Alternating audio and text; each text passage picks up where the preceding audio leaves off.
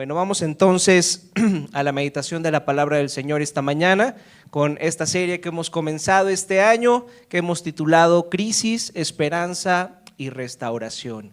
Crisis, esperanza y restauración. Estas tres palabras resumen de manera perfecta de qué se trata la Biblia, pero no solamente la Biblia, de qué se trata nuestra historia, de qué se trata la historia de la persona que pone su fe y su confianza en Cristo.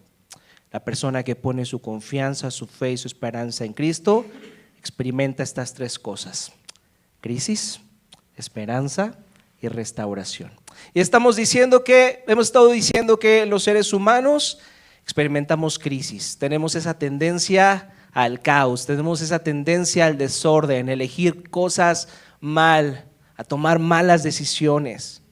Pero en medio de eso, el Señor ha hecho algo para restaurarnos, para perdonarnos, para salvarnos. Y en esta serie de sermones estaremos reflexionando en la carta de Pablo a los Romanos y también estaremos hablando y reflexionando en el libro de Apocalipsis, la carta Apocalipsis.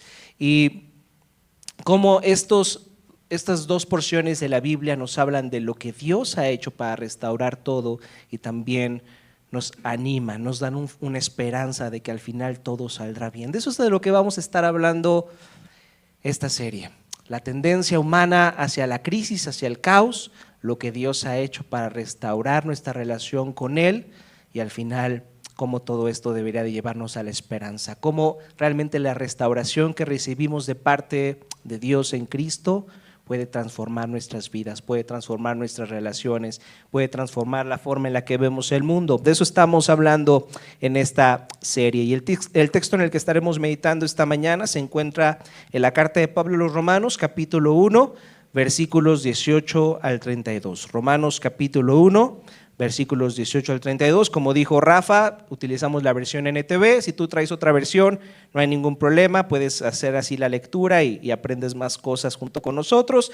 También el texto aparecerá en la pantalla para que podamos leerlo todos juntos. Dice así la palabra del Señor: pero Dios muestra su ira desde el cielo contra todos los que son pecadores y perversos, que detienen la verdad con su perversión. Ellos conocen la verdad acerca de Dios porque Él se la ha hecho evidente. Pues desde la creación del mundo, todos han visto los cielos y la tierra. Por medio de todo lo que Dios hizo, ellos pueden ver a simple vista las cualidades invisibles de Dios, su poder eterno y su naturaleza divina. Así que no tienen ninguna excusa para no conocer a Dios. Es cierto, ellos conocieron a Dios, pero no quisieron adorarlo como a Dios, ni darle gracias. En cambio, comenzaron a inventar ideas necias sobre Dios. Como resultado, la mente les quedó en oscuridad y confusión. Afirmaban ser sabios, pero se convirtieron en completos necios. Y en lugar de adorar al Dios inmortal y glorioso, rindieron culto a ídolos que ellos mismos se hicieron con forma de simples mortales, de aves, de animales de cuatro patas y de reptiles. Entonces Dios los abandonó para que hicieran todas las cosas vergonzosas que deseaban en su corazón. Como resultado, usaron sus cuerpos para hacerse cosas viles y degradantes entre sí. Cambiaron la verdad acerca de Dios por una mentira, y así rindieron culto y sirvieron a las cosas que Dios creó, pero no al Creador mismo, quien es digno de eterna alabanza. Amén. Por esa razón, Dios los abandonó a sus pasiones vergonzosas. Aún las mujeres se rebelaron contra la forma natural de tener relaciones sexuales y en cambio dieron rienda suelta al sexo unas con otras. Los hombres, por su parte, en lugar de tener relaciones sexuales normales con la mujer, ardieron en pasiones unos con otros. Los hombres hicieron cosas vergonzosas con otros hombres y como consecuencia de ese pecado sufrieron dentro de sí el castigo que merecían. Por pensar que era una tontería reconocer a Dios, Él los abandonó a sus tontos razonamientos y dejó que hicieran cosas que jamás deberían hacerse. Se llenaron de toda clase de perversiones, pecados, avaricia, odio, envidia, homicidios, peleas, engaños, conductas maliciosas y chismes. Son traidores, insolentes, arrogantes, fanfarrones y gente que odia a Dios.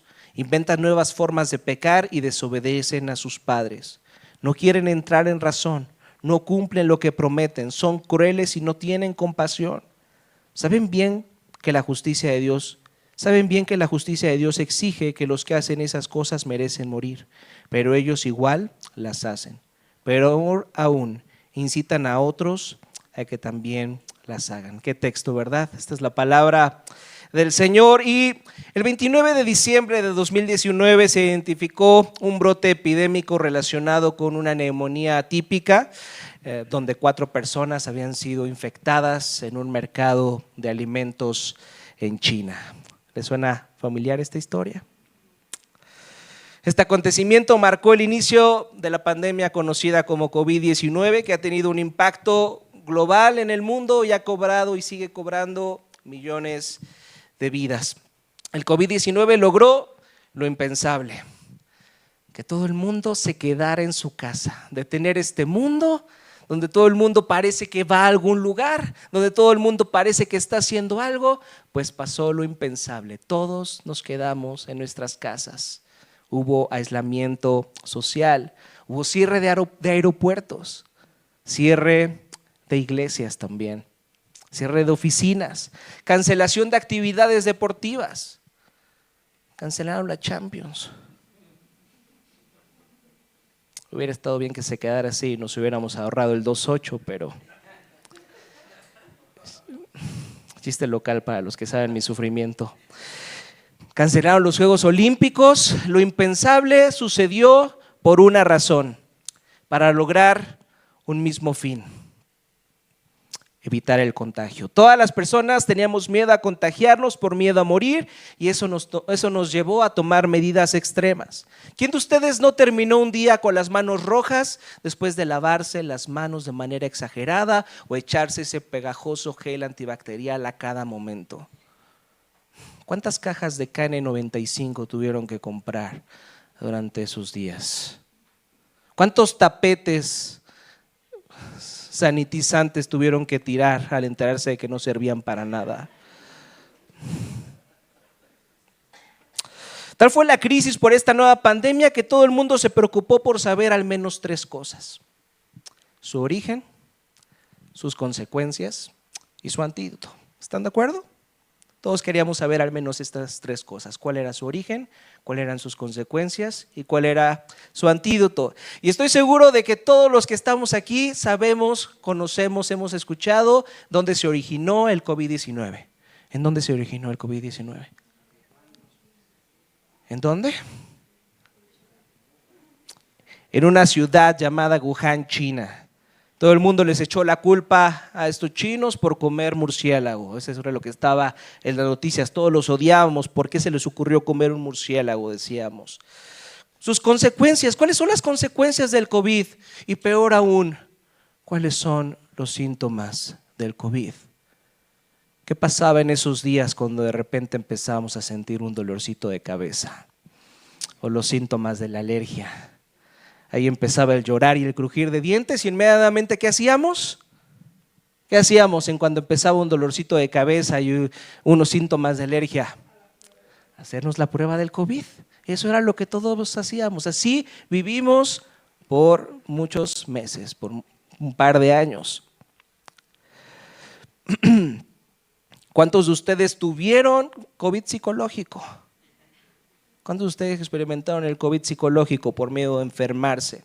Su antídoto. ¿Cuántos de ustedes se saben el nombre exacto de todas las vacunas? Estudiaron sus componentes y sabían cuál debían de ponerse. Yo no me voy a poner la Sputnik. Yo no me voy a poner la vacuna rusa. Conozco muchas personas que viajaron a Estados Unidos para ponerse la vacuna Pfizer, AstraZeneca. Cuando se presenta una enfermedad tan grande, es comprensible que sintamos tanto interés en obtener toda la información disponible para prevenir las posibles consecuencias. Sin embargo, Pablo, en los versículos que acabamos de leer, nos habla de una enfermedad mucho más mortal que el COVID-19. Y que tengo la mala noticia de informarles que todos estamos contagiados de esta enfermedad desde nuestro nacimiento, incluso antes de nuestro nacimiento. Desde luego que me refiero al pecado. Pablo nos habla acerca de la naturaleza del pecado al final de este capítulo 1 de Romanos, y me gustaría que reflexionáramos en el pecado esta mañana, en esta enfermedad mortal de la que tú y yo estamos contagiados. Y el título de este sermón, al principio le puse el corazón del pecado, después me arrepentí y decidí ponerle una pandemia llamada pecado. Y estaremos reflexionando en estos 3 puntos: su origen, sus consecuencias y su antídoto. Si esta es una enfermedad tan grave, tenemos que entender cuál es su origen. El pecado tiene consecuencias graves para nuestras vidas, así que tal vez tenemos que tomar algunas medidas extremas, como lo hicimos con el COVID, para evitar las consecuencias de esta enfermedad. Y la buena noticia es que tiene un antídoto. Tenemos que conocer cuál es el antídoto para el pecado. De eso vamos a estar reflexionando esta mañana. Entonces, punto número 1, su origen. Dice, me gustaría aclarar que en este punto no vamos a hablar acerca del origen geográfico del pecado, es decir, sabemos que el origen geográfico del COVID es Wuhan, China, pero no vamos a hablar del origen geográfico del pecado. Todos sabemos dónde se originó, ¿están de acuerdo? En el jardín del Edén, en la historia de Adán y Eva. De lo que vamos a hablar en este punto es acerca de cómo se origina el pecado en cada corazón humano. ¿Cuál es la raíz? ¿Cuál es el origen del pecado en mi corazón y en el tuyo? Eso vamos a estar hablando en este punto. Así que vayamos de nuevo a lo que dice ahí el versículo 18. Dice, pero Dios muestra su ira desde el cielo contra todos los que son pecadores y perversos, que detienen la verdad con su perversión. Ellos conocen la verdad acerca de Dios porque se las ha hecho evidente. Pues desde la creación del mundo todos han visto los cielos y la tierra, por medio de todo lo que Dios hizo. Ellos pueden ver a simple vista las cualidades invisibles de Dios, su poder eterno y su naturaleza divina, así que no tiene ninguna excusa para no conocer a Dios. Es cierto, ellos conocieron a Dios, pero no quisieron adorarlo como Dios ni darle gracias. Lo primero que podemos aprender de estos versículos es que en cada corazón humano se encuentra un conocimiento nato, un conocimiento natural acerca de Dios. Y es justamente esto lo que causa la ira de Dios contra toda la humanidad. Aquí dice Pablo, nadie tiene excusa. Todos conocen a Dios, todos saben que Dios existe, pero todos deciden reprimir esa verdad. Todos deciden suprimir esa verdad. Y esta verdad consiste en que todos los seres humanos que hemos pisado este mundo hemos conocido a Dios porque Él mismo se ha revelado a nosotros. ¿Cómo se ha revelado Dios a nosotros? De manera natural. De hecho, en el ámbito de teología se le conoce como revelación natural, revelación general. ¿Cómo Dios se ha revelado a nosotros de manera natural? A través de su creación, a través de lo creado. Es imposible que cuando veas la inmensidad del cielo, la hermosura de la tierra, la profundidad del mar, no digas, esto fue creado por un Dios y puedo conocer su inmenso poder y deidad. Es imposible que nadie pueda decir que no conoce la inmensidad del poder de Dios y su naturaleza divina al ver la creación. Todos sabemos, sin importar lo mucho que intentemos negarlo, que existe un creador de quien dependemos totalmente y a quien debemos rendir cuentas. Si existe un creador, entonces Él ha puesto las reglas del juego, no nosotros. ¿Están de acuerdo? Pero no nos gusta esa verdad. No nos gusta esa idea de que nosotros no somos los que dicen las reglas del juego y no queremos vivir para rendir cuentas a alguien más. Todo el mundo conoce mucho acerca de Dios, acerca de la verdad, con simplemente ver la creación, pero preferimos reprimir esa verdad, preferimos suprimir nuestro conocimiento acerca de Dios. ¿Por qué? ¿Por qué decidimos suprimir esta verdad acerca de nuestro conocimiento acerca de Dios? ¿Por qué creen? ¿Por qué? La respuesta está aquí mismo. Fíjense lo que dice el versículo 21. A lo que dice Pablo. ¿Conocieron a Dios? ¿Sabían que Dios existía? ¿Sabían que Dios estaba ahí? ¿Pero qué pasó? Pero no quisieron adorarlo como Dios. ¿Ni qué? Ni darle gracias. Ahora, si es la primera vez que visitas una iglesia y estás escuchando esto, tal vez estás pensando, ¿en serio?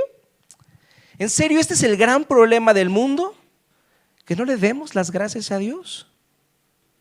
¿En serio ese es el gran problema del mundo? Ese es el origen de todos los problemas en el mundo, de la maldad, de la miseria, de la injusticia, del dolor y del sufrimiento. ¿En verdad que no le damos gracias a Dios? El problema del mundo tiene que ver con un problema de malos modales. ¿En verdad? Y ahí está justamente la cuestión. Que pensamos que el dar gracias solamente tiene que ver con buenos modales. A todos nosotros, nuestros papás o nuestros maestros nos enseñaron a dar las gracias. ¿Qué nos decían nuestros papás? Si pedíamos nosotros algo y se nos daba, ¿qué nos decían nuestros papás? Hijo, ¿cómo se dice? ¿Cómo se dice? Gracias. Entonces pensamos que dar gracias es simplemente una respuesta de cortesía. Pero ¿será realmente una cuestión de comportamientos morales, de buenos modales, el origen de todos los problemas que hay en el mundo? ¿Será que porque no tenemos buenos modales es que existe el pecado? ¿Es que se originó el pecado? No, fíjense, y me gustaría darles un ejemplo para que quede más clara esta idea, y estoy seguro de que todos ustedes saben lo que significa un plagio. Está de moda el plagio ahorita en este tiempo político en el que estamos viviendo. ¿Cómo se están descalificando un partido político a otro? No, pues tu magistrada plagió. No, tu candidata plagió. Y así se están descalificando uno a otro. Todos nosotros hemos escuchado lo que es el plagio. ¿Pero qué es el plagio? Fíjense, el plagio es el robo de la propiedad intelectual, es hacer pasar una obra ajena como si fuera tuya. Ok, ya entendimos lo que es el plagio. Pero ¿realmente por qué el plagio es tan castigado? ¿Están de acuerdo que el plagio, si te descubren que has plagiado algo, incluso puedes ir a dar a la cárcel? ¿Por qué el plagio es tan castigado? Porque en el fondo no estás dando las gracias. El plagio es tan castigado porque en el fondo no estás dando las gracias. En otras palabras, al plagiar estás intentando aparentar que eres autosuficiente. Estás afirmando que a ti se te ocurrió esa idea y no quieres reconocer que dependes de alguien más, ni quieres darle las gracias a alguien más, ni reconocer que esto no se te ocurrió a ti, sino le ocurrió a alguien más. Eso es lo grave del plagio, que no estás dando las gracias. Así que Pablo nos está diciendo que el origen del pecado está en no reconocer nuestra dependencia de nuestro Creador y preferirnos hacemos pasar como personas independientes y autosuficientes, haciéndonos la ilusión de que podemos poner las reglas del juego y definir lo que está bien y lo que está mal. Tenemos que entender que como humanidad odiamos la idea de depender de Dios. Como humanidad odiamos la idea de darle las gracias a Dios. ¿Por qué? ¿Por qué odiamos esto? Fíjense lo que estoy preguntando. ¿Por qué como humanidad odiamos la idea de darle las gracias a Dios? De reconocer que dependemos de Él. ¿Por qué creen?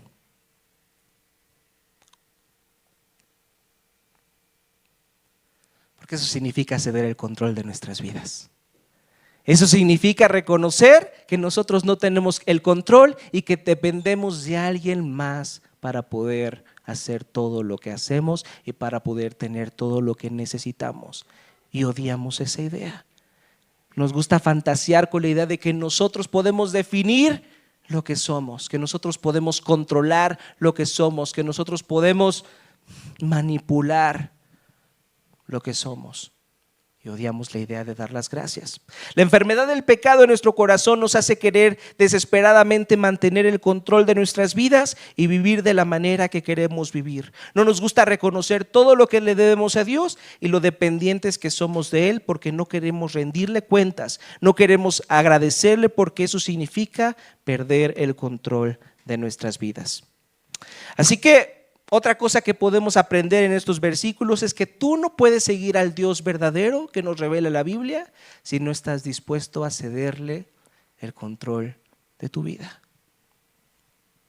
Romanos 1 nos habla del Dios verdadero, y aquí me gustaría hacer una distinción entre el Dios liberal y el Dios conservador. Es muy importante que hagamos esta distinción, porque el Dios de la verdad. El Dios que nos revela la Biblia no es ni el Dios liberal, ni tampoco es el Dios conservador.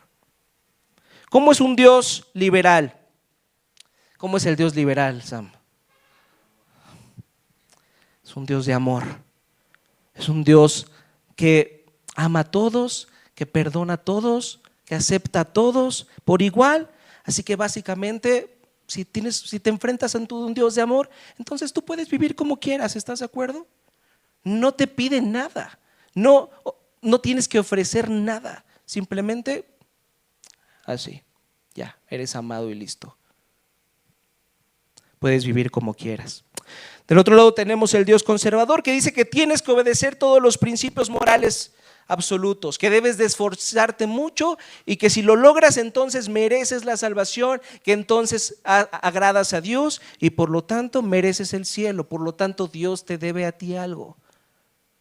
Fíjense estos dos dioses, el Dios liberal, el Dios de solo amor, y el Dios conservador, el Dios con el que te ganas su favor a través de tu desempeño. ¿Saben qué tienen en común estos dos dioses, el Dios liberal y el Dios conservador? Que cuando te acercas ante estos dos dioses, tú sigues teniendo el control. Tú sigues teniendo el control. Delante del Dios liberal, tú puedes seguir viviendo como tú quieras. Tú tienes el control de tu vida, Él te acepta. Con el Dios conservador, tú puedes manipular a ese Dios para que haga lo que tú quieres. Tú sigues teniendo el control. Pero esos dioses no son el Dios que nos revela la Biblia, porque el Dios de la Biblia no lo puedes controlar, porque ha decidido relacionarse contigo con pura gracia. El Dios de la Biblia no lo puedes controlar porque ha decidido relacionarse contigo con pura gracia. Él no te debe nada a ti. Tú le debes todo a Él y debes de darle gracias y rendir el control de tu vida ante Él. Con el Dios verdadero solamente tienes dos opciones. O estás completamente agradecido con Él y rindes el control de tu vida, o entonces vas a intentar reprimir su existencia para no darle gracias y no depender de Él. Tienes esas dos opciones nada más. O le das gracias y rindes el control de tu vida ante Él, o intentas autoengañarte diciendo que no existe para seguir teniendo tú el control y no darle las gracias.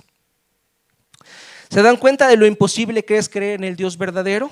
¿Se dan cuenta de lo anticultural que es creer en el Dios verdadero? ¿Quién realmente en su sano juicio quiere rendir el control de su vida?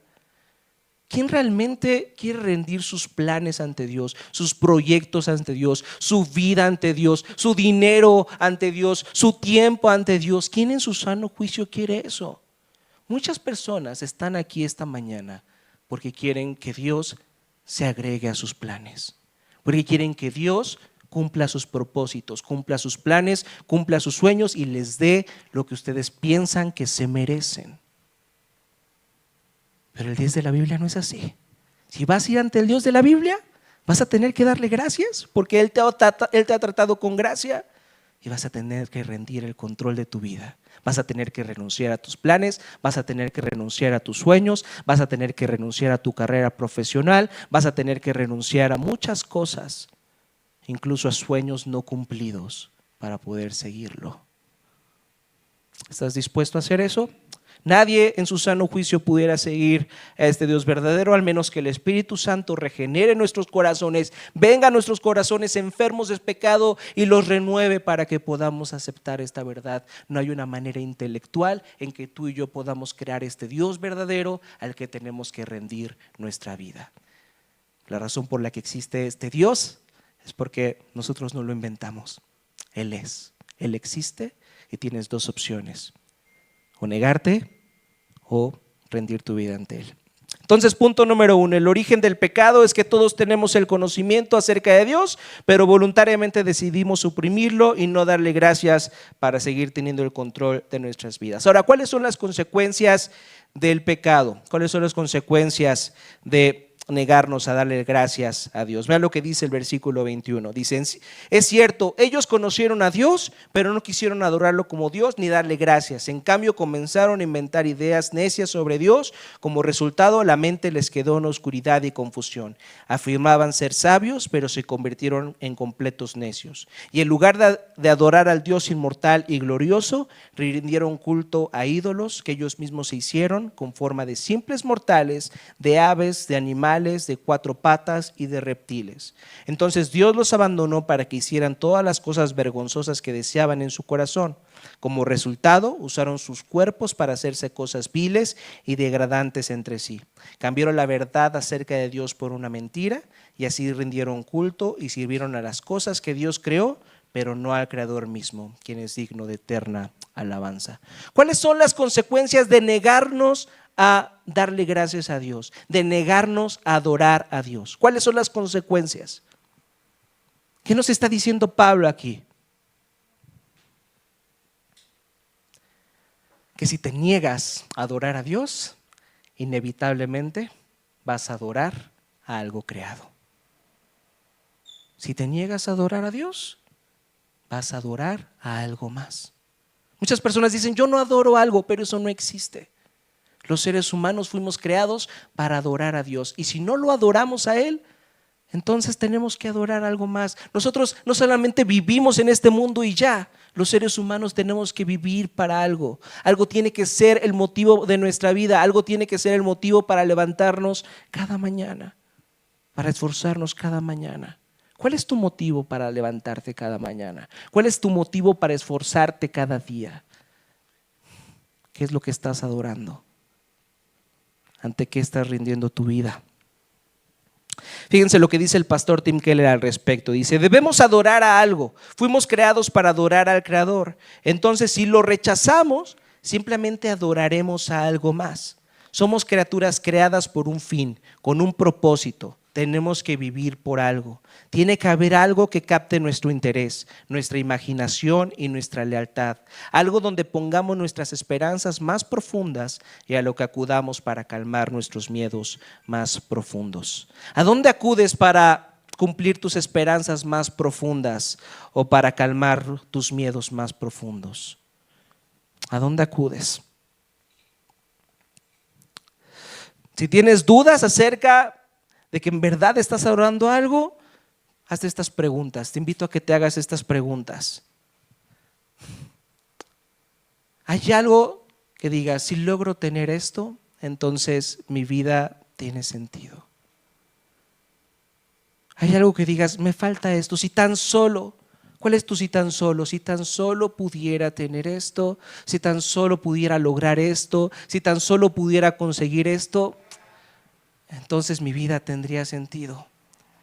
Entonces podría encontrarle significado a mi existencia. Si ese algo no es Dios, entonces estás adorando a algo más que a Dios. Ya sea lo que sea, donde quiera que estén tus esperanzas más profundo, cualquiera que sea tu preocupación fundamental, eso es lo que adorarás. Entonces es inevitable que tú y yo adoremos algo. El problema está en que ninguno de nosotros naturalmente busca adorar a Dios. Por lo tanto, buscaremos centrar nuestras vidas en lo que creemos que podemos confiar y en aquello que nos trae seguridad. Ya sea un logro profesional, ya sea tener más dinero, ya sea tener salud, ya sea obtener la aprobación humana, tener más comodidad, vivir más cómodamente, tener poder, tener control.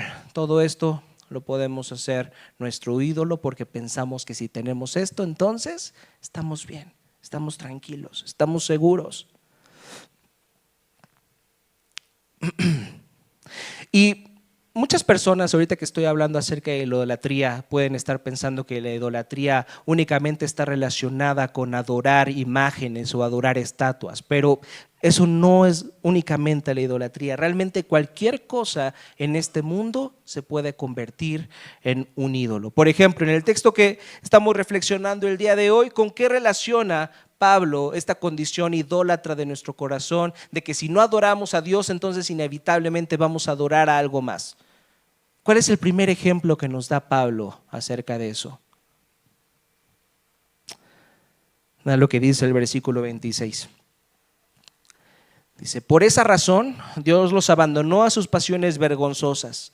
Aún las mujeres se rebelaron contra la forma natural de tener relaciones sexuales y en cambio dieron rienda suelta al sexo unas con otras. Los hombres, por su parte, en lugar de tener relaciones sexuales normales con la mujer, ardieron en pasiones unos con otros. Los hombres hicieron cosas vergonzosas con otros hombres y como consecuencia de ese pecado sufrieron dentro de sí el castigo que merecían. ¿Con qué relaciona Pablo la idolatría en estos versículos? Con pasiones vergonzosas, con una sexualidad desenfrenada. Está hablando obviamente de la homosexualidad, pero cualquier forma de utilizar nuestra sexualidad de manera desordenada, de manera descontrolada, tiene que ver con lo que Pablo está diciendo aquí. Dice que es idolatría. Y aquí estamos ante el texto de la Biblia más largo que aborda el tema de la homosexualidad. En toda la Biblia no podrá encontrar un texto que hable más a profundidad de este tema de la sexualidad. Y a pesar de eso, hay muchas personas que dicen que o sugieren que Pablo realmente no está hablando en contra de la homosexualidad en estos versículos, que más bien el texto se refiere al sexo homosexual promiscuo, un sexo que se practicaba en esa cultura donde había personas que ganaban ciertos cargos o simplemente vivían, o su forma de vivir era por medio de tener relaciones sexuales, o incluso para adorar a algún dios tenían relaciones sexuales homosexuales. Muchas personas piensan que Pablo únicamente se refería a eso y que Pablo no está juzgando aquí a las relaciones homosexuales a largo plazo, en esas personas que tienen su pareja a largo plazo, pero Pablo dice que una forma de idolatría es actuar en contra de nuestra naturaleza. Y la forma natural en la que Dios ha traído las relaciones de pareja ha sido entre un hombre y una mujer. Así que cuando dos hombres y dos mujeres, o incluso ya hay más variaciones de eso, deciden ir en contra de esta regla establecida por Dios, están actuando de una manera idólatra. No hay nada en este pasaje que sugiera que Pablo solamente tiene en mente algunos tipos de actos homosexuales. Así que es un hecho inevitable que la Biblia cataloga la homosexualidad como pecado. Sin embargo, en otras de sus cartas, Pablo menciona otros ejemplos de comportamiento de idolatría. No solamente la idolatría tiene que ver con la homosexualidad. Fíjense, vamos rápidamente a Colosenses capítulo 3, versículo 5. Colosenses capítulo 3, versículo 5. Dice, así que hagan morir las cosas pecaminosas y terrenales que acechan dentro de ustedes. No tengan nada que ver con la inmoralidad sexual, la impureza, las bajas pasiones y los malos deseos. Otra vez está hablando de eso, pero fíjense lo que agrega después. Dice, no sean avaros, pues la persona avara es idólatra, porque adora las cosas de este mundo. Aquí Pablo está identificando también una persona que es avara con la idolatría. ¿Qué es la avaricia? ¿Qué es la avaricia? Es el amor al dinero, es el amor al materialismo, es el amor a tener más y más y más. Este es otro ejemplo de idolatría, este es otro ejemplo de pecado. Y hasta aquí nos parece lógico, podemos relacionar la idolatría con la homosexualidad y podemos relacionar la idolatría con el amor al dinero. Pero fíjense otro ejemplo que nos da Pablo en Gálatas capítulo 4, versículo 8. Fíjense lo que dice. Antes de conocer a Dios, ustedes los gentiles eran esclavos de los llamados dioses que ni siquiera existen. Así que ahora que conocen a Dios, o mejor dicho, ahora que Dios los conoce a ustedes, ¿por qué quieren retroceder y convertirse otra vez en esclavos de los débiles e inútiles principios espirituales de este mundo?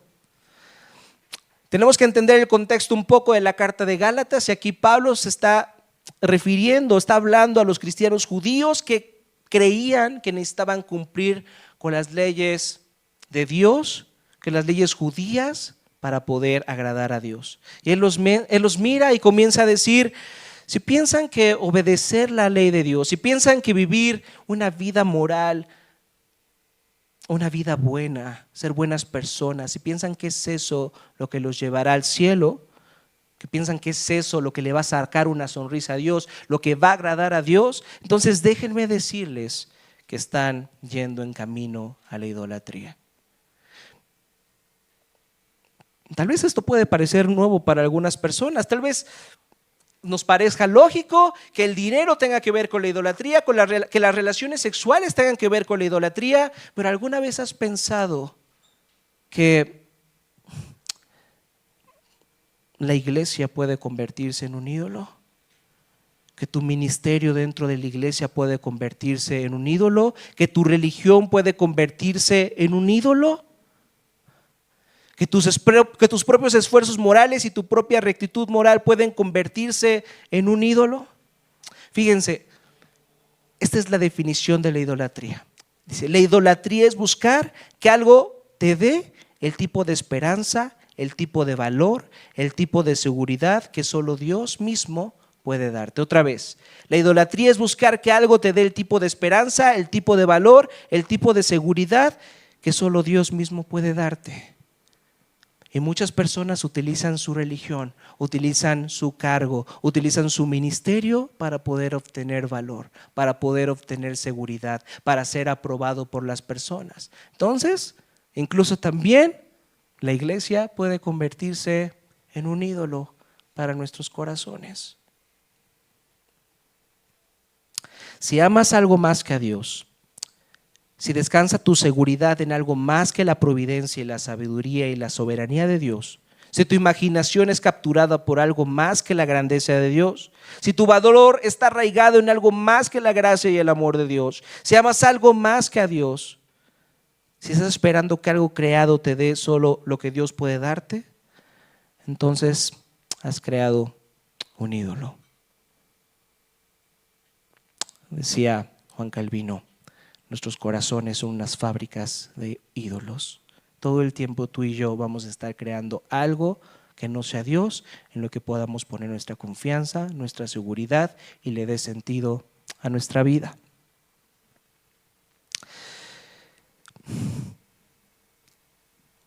Por ejemplo, ¿cómo actúa una persona cuyo ídolo es el dinero? Me gustaría que pensáramos un momento en esto. ¿Cómo actúa una persona cuyo ídolo es el dinero? ¿Han conocido alguna persona que ustedes saben que gana mucho dinero pero no se le ve? Es decir, no invierte en sí mismo, no se compra ropa, ni siquiera se ve que comparta el dinero con sus familiares. ¿Por qué? ¿Por qué hace eso? ¿Por qué podría estar haciendo esto una persona que tiene dinero? ¿Por qué no lo usa en sí mismo? ¿Por qué no lo usa en sus familiares? Porque para ellos el dinero es algo que guardan y que no pueden regalar. No pueden desperdiciar así tan fácil. Es algo que si lo tienen en sus bolsillos les hace sentir seguridad, les hace sentir que tienen el control, que pueden dirigir el rumbo de su vida. Entonces no lo pueden malgastar. No lo pueden utilizar de manera incorrecta porque ya han puesto su seguridad y su confianza en el dinero. Por otro lado, también puedes ver a otras personas que sí toman el dinero y lo gastan mucho en sí mismas. Y es algo que puedes notar, visten bien, su ropa es de calidad, siempre están en la última moda, viven en lugares preciosos y también se juntan con gente que luce muy bien. Solamente se juntan con este tipo de personas. ¿Por qué? Porque para ellos el dinero es simplemente una forma de pertenecer a un círculo exclusivo. Es simplemente una forma de ser aceptado, de ser reconocido y de tener un estatus social. Entonces, el dinero es un ídolo muy fácil de identificar, pero también hay otros ídolos como nuestra religiosidad. Incluso aquí Pablo en el versículo 28 dice, si ustedes se creen mejores que los homosexuales, déjenme les digo que no son mejores que los homosexuales. También ustedes están lidiando con otros pecados que también son idolatría. Dice, del versículo 28, por pensar que era una tontería reconocer a Dios, Él los abandonó a sus tontos razonamientos y dejó que hicieran cosas que jamás deberían hacerse. Se llenaron de toda clase de perversiones, pecados como la avaricia. Tal vez tú no estás luchando con la homosexualidad, pero ¿qué tal estás luchando con el odio? ¿Qué tal estás luchando con la envidia? Con decir, esa persona no se merece lo que tiene. Yo debería tener lo que esa persona tiene, no él, no ella. Con los homicidios. Tal vez tú nunca has matado a alguien, pero el Señor Jesús en su sermón del monte nos dijo que si nosotros odiamos a alguien, si nosotros le decimos estúpido a alguien, es como si lo matáramos. Peleas, engaños. ¿Cuántas veces has engañado a las personas? ¿Cuántas veces has aparentado delante de las personas ser alguien que no eres para poder obtener su favor? Conductas maliciosas, chismes. ¿Cómo les va con el chisme?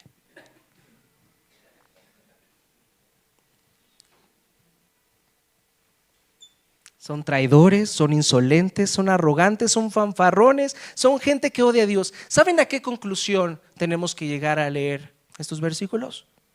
¿Saben cuál es la conclusión a la que tú y yo tenemos que llegar a leer estos versículos? Que estamos perdidos.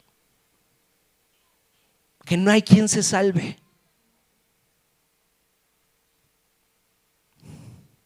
Que todos estamos en la misma condición de necesidad de salvación, de necesidad de una cura, de necesidad de un antídoto.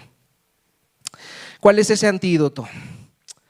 ¿Cómo podemos escapar de esta situación? ¿Existe alguna solución a nuestro problema con el pecado? El texto que estamos analizando esta tarde parece no ser tan esperanzador, parece que no termina dándonos mucha esperanza. Termina hablando de la justicia y que si ignoramos acerca de Dios simplemente vamos a recibir el peso de la justicia de Dios.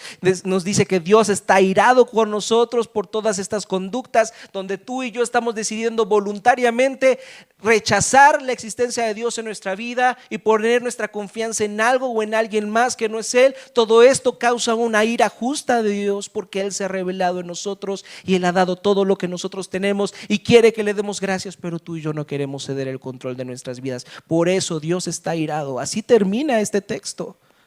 Parece que no nos da mucha esperanza. ¿En dónde podemos encontrar un antídoto? ¿En dónde podemos encontrar una cura a esta condición de nuestro corazón que nos lleva hacia la muerte, que nos lleva hacia la idolatría, que nos lleva a incluso querer pisar o pasar por encima de los demás? Si aquello que yo deseo tener se me es arrebatado o se me es estorbado, no me importa encima de quién tenga que pasar. ¿Se dan cuenta cómo el pecado en nuestros corazones no solamente rompe nuestra relación con Dios, sino que también rompe nuestras relaciones con las demás personas? Esta es la enfermedad de muerte de la que tú y yo estamos contagiados. ¿Cuál es la cura? En este texto sí hay una pista de esta cura. Sí hay un rayo de esperanza en medio de tanta oscuridad. Fíjense lo que dice el versículo 25. Dice: cambiaron la verdad acerca de Dios por una mentira, y así rindieron culto y sirvieron a las cosas que Dios creó, pero no al Creador mismo, quien es digno de eterna alabanza. Amén. ¿No les parece raro cómo está escrito este versículo? ¿Qué tiene que ver con lo que está hablando Pablo acerca de cómo decidimos cambiar la verdad por mentiras para hacer lo que nosotros queremos? ¿Qué tiene que ver eso con que Dios es el único digno de eterna alabanza? ¿Qué es lo que nos quiere decir Pablo con esto? Fíjense, lo que Pablo nos quiere decir con esto es que la única adoración que no nos va a destruir, la única adoración que no nos va a hacer mal, la única adoración que tú y yo podemos dar que va a restaurar nuestras relaciones rotas, es la adoración a Dios, que merece, que es digno de toda la alabanza por siempre. Amén. Adorar a Dios es lo único que puede traer restauración a nuestras vidas, que puede traer restauración en esas relaciones rotas. Porque cuando adoras a Dios, ¿qué es adorar? ¿Qué es adorar? Es reconocer la belleza de Dios. ¿Qué es lo que nos puede llevar a reconocer la belleza de Dios? Físicamente no lo conocemos, ¿están de acuerdo? No sabemos si es una persona bella, pero ¿cómo podemos reconocer la belleza de Dios a pesar de que no lo conocemos físicamente? ¿Cómo podemos hacerlo? partir de reconocer lo que ha hecho por nosotros. Y cuando tú miras lo que Jesús ha hecho por ti, cuando tú miras toda la condenación que tú y yo merecemos por nuestra idolatría, por todo lo que está mal en nosotros, y a pesar de eso Dios decide venir a este mundo, vivir la vida que tú no puedes vivir, sufrir la muerte que tú merecías y regalarte una vida de esperanza, una vida de relación íntima con Él. Cuando tú miras esto y lo comprendes realmente, no hay forma en la que puedas evadir la belleza, la grandeza de Dios, y eso te llevará a la adoración. Entonces, cuando tú adoras a Dios, cuando tú ves el perdón que se te ofrece, no hay forma en que tú te niegues a ofrecer este perdón a alguien más. Tal vez alguien te ha lastimado de manera horrible. Tal vez alguien haya herido tu corazón de manera terrible. Tal vez ha hecho lo imperdonable. Pero entonces tienes que recordar que Dios ha perdonado lo imperdonable en ti. Ha entregado a su único Hijo para perdonar lo imperdonable en ti. Entonces no hay forma en que tú te niegues a ofrecer este perdón todo el tiempo. Todo el tiempo. ¿Se dan cuenta cómo la adoración a Dios es lo único, es la única cura a nuestra condición de egoísmo, a nuestra condición de odio, a nuestra condición de envidia, a nuestra condición de querer mentir para sentirnos superiores a otros? No necesito mentir ni contar chismes acerca de alguien más para sentirme superior, porque entiendo que Dios me ama tanto que ha entregado a su Hijo para salvarme. La adoración a Dios es la única cura para nuestra enfermedad. Fíjense, me gustaría que reflexionáramos para terminar este sermón en lo que dice Primera de Pedro capítulo 1 versículos del 10 al 12. Primera de Pedro capítulo 1 versículos del 10 al 12. Dice: incluso los profetas quisieron saber más cuando profetizaron acerca de esta salvación inmerecida que estaba preparado para ustedes. De eso está hablando Pablo, de esta salvación inmerecida que estaba preparada para nosotros. ¿Y estamos de acuerdo que no nos merecemos esta salvación? Los profetas sabían que Dios estaba preparando una salvación inmerecida para ti y para mí. Se preguntaban a qué tiempo y en qué circunstancias se refería el Espíritu de Cristo que estaba en ellos, cuando les dijo de antemano sobre los sufrimientos de Cristo y de la inmensa gloria que después vendría. Y se les dijo que los mensajes que habían recibido no eran para ellos, sino para ustedes. Y ahora esta buena noticia les fue anunciada a ustedes por medio de aquellos que la predicaron con el poder del Espíritu Santo enviado del cielo. Todo es tan maravilloso que aún los ángeles observan con gran expectación cómo suceden estas cosas. Los ángeles adoran a Dios al ver la salvación inmerecida que se ha preparado para ti y para mí. Ni siquiera tiene que ver con algo para ellos. Ellos no están incluidos en esta salvación, pero ellos ven esto tan maravilloso, ven esto tan hermoso, ven esto tan bello que los lleva a la adoración a Dios. Los lleva a adoración a Dios. Ellos se satisfacen viendo algo que ni siquiera fue hecho a su favor. El antídoto para nuestro pecado es poder ser como estos ángeles, poder hallar nuestra satisfacción, poder hallar nuestro gozo, poder hallar nuestro deleite en la obra de Cristo hecha por nuestro favor. Cuando por fin entiendes esto, puedes mirar la aprobación, puedes mirar esa relación romántica que tanto deseas tener, puedes mirar a todas esas cosas que deseas tener y decir: si tengo a Cristo, no necesito de nada más. Cristo es suficiente. Cristo es realmente lo que yo necesito. Si tú realmente adoras a Dios, si tú realmente comprendes la belleza de Dios, incluso eso te va a llevar a renunciar a algunas cosas en este mundo. Tú y yo tenemos que ser sinceros con nosotros mismos y tenemos que ser conscientes que hay cosas que naturalmente nos esclavizan, que llaman nuestra atención, que nos llevan a la idolatría, que nos llevan a la adoración, y probablemente tenemos que decirle no a esas cosas, dejarlas ir, olvidarlas y decir: que tengo a Cristo, lo tengo a todo. ¿Es doloroso? Es un proceso doloroso el renunciar a lo que deseamos, a lo que queremos, a lo que anhelamos. Es un proceso muy doloroso. No te estoy diciendo que no, pero la cura para nuestra enfermedad, la cura para ese dolor es reconocer que Cristo es lo único que tú y yo necesitamos. Lo único que tú y yo tenemos. A pesar de que estamos contagiados de la enfermedad del pecado, la cura para nuestra horrible enfermedad es por fin darnos cuenta de que hay más gracia en nuestro Salvador que pecado en nosotros. Esto irremediablemente tiene que llevarnos a la adoración, tiene que llevarnos a esta cura. Vamos a orar. Gracias, Padre, por ser el único Dios que si adoramos no nos destruirá, y que si fallamos en adorarte, que si fallamos, Padre, adorando algo más en este mundo, Señor, a pesar de eso tú nos perdonas y nos ofreces de tu gracia. Gracias, Padre, porque el día de hoy nos das una oportunidad más de volver ante ti.